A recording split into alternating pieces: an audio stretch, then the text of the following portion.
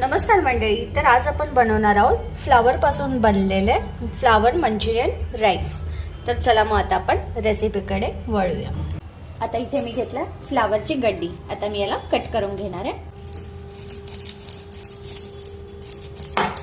एवढे छोटेसे असे भाग करून घ्यायचे, तसे छोटे छोटे।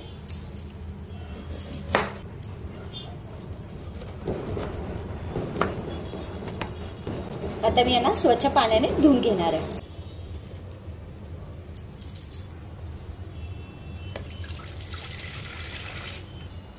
पाणी घेतलं, आता मी ह्याच्यात आपली कोबी टाकून घेते।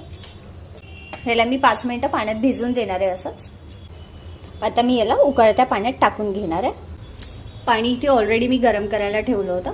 आता मी हे टाकून घेते, कोबीचे तुकडे सगळे। याला चांगलं उकळून द्यायचं आपण। त्यासोबत मी मीठ टाकून घेणार आहे। आता जोपर्यंत इथे आपली कोबी उकळते, आपण तोपर्यंत कोबीला लागणारं मॅरिनेशन बघून घेणार आहोत।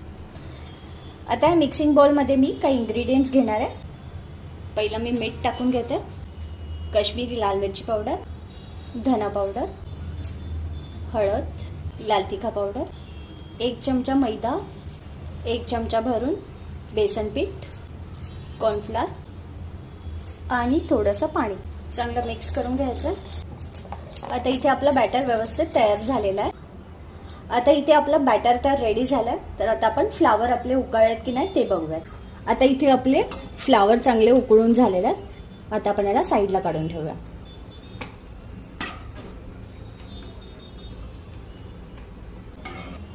आता मी इथे आपला फ्लावर थंड व्हायला ठेवला।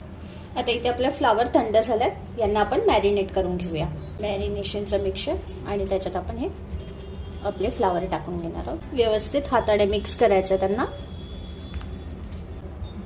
आता हे चांगले व्यवस्थित मॅरिनेट झालं। आता आपण यांना तळायला घेणार आहोत। इथे तेल मी ऑलरेडी तापत ठेवलेलं।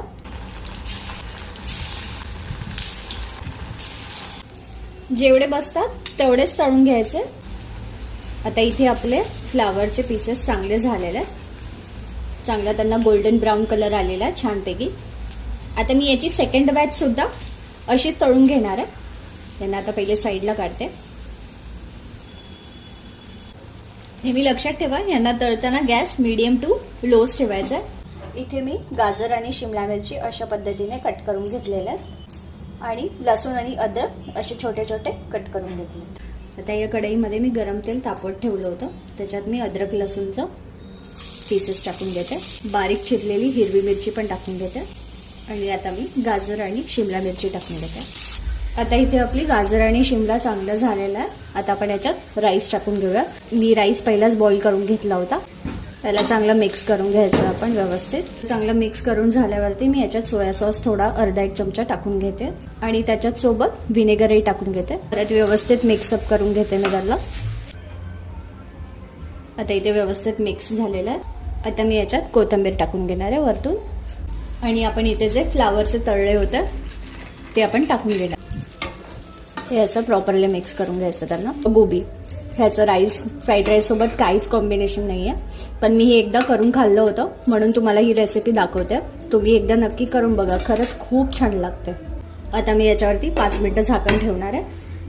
आता इथे आपले 5 मिनिटं झालेले आहेत। आपण झाकण उघडून बघणार आहोत। आता हा राईस आपला रेडी टू सर्व आहे। हा राईस जर तुम्ही शेजवान चटणी सोबत खाल्ला तर याला अजून चांगली टेस्ट येते। सो तुम्ही एकदा नक्की ट्राय करून बघा। तुम्हाला जर ही माझी रेसिपी आवडली असेल तर प्लीज माझ्या चॅनलला लाईक, शेअर अँड सबस्क्राईब करायला विसरू नका। थँक्यू।